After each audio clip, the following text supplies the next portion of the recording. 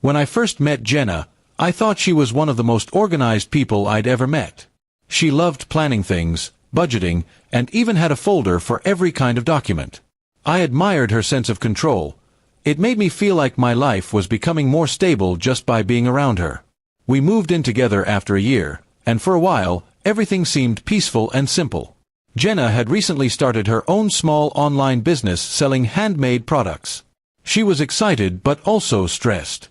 Some nights she'd stay up until 2 in the morning, sketching ideas or packaging orders. I tried to help when I could, mostly with small errands and deliveries. I knew how much it meant to her to make it work. One weekend, I noticed a few new shopping bags in the apartment. Shoes, some home decor, and a couple of tech items I didn't remember buying.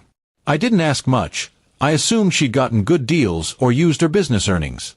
She just smiled and said, "It's all under control." And because I trusted her, I didn't press further. A few weeks later, I received a strange letter in the mail. It was from a store I'd never shopped at, thanking me for opening a credit account. My first reaction was confusion. I thought it must have been a mix-up. I showed it to Jenna, expecting her to laugh it off with me, but her face froze. She sighed and said, "Okay. I was going to tell you." My heart skipped. "Tell me what?" I asked carefully. She looked nervous and admitted, "I used your information to open a few store accounts. Just small ones. I needed to get supplies for my shop, and I planned to pay them off before you even noticed." I stared at her, trying to understand what I was hearing. "You used my name?" I asked quietly. She nodded, biting her lip. "It wasn't meant to be a big deal," she said. "I was desperate to keep my business running, and I didn't think you'd mind since it's for something good." I felt a mix of disappointment and concern. I wasn't angry, not yet. But I knew how serious that was. "Jenna, that's not just borrowing. That's using my credit," I said. She avoided my eyes. "I know. I was going to tell you after I fixed it." Then she added softly, "I didn't want you to see me fail." Those words broke through my frustration. I realized she wasn't being careless out of greed. She was scared. Scared that her dream would crumble, scared that I might stop believing in her. But even with understanding, I couldn't ignore what she'd done. "You should have trusted me enough to tell me," I said. "We could have figured something out together." She started crying quietly. "I just didn't want you to think I was a burden." "You already help so much," she said. I took a deep breath, sat beside her, and told her I wasn't mad, but we had to fix it the right way.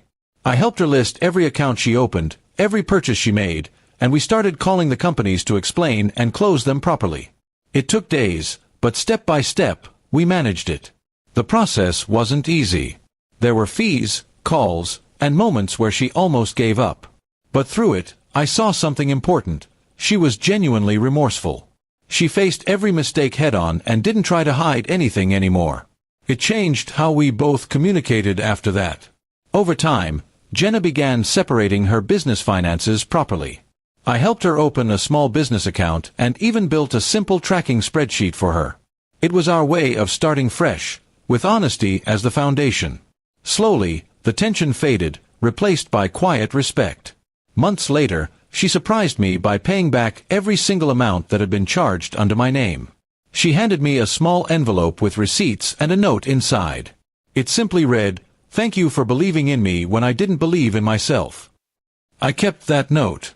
Not because I wanted to remember the mistake, but because it reminded me what trust can survive when it's handled with honesty instead of anger. We both learned that mistakes don't always end things. Sometimes they build stronger understanding if both people are willing to face them.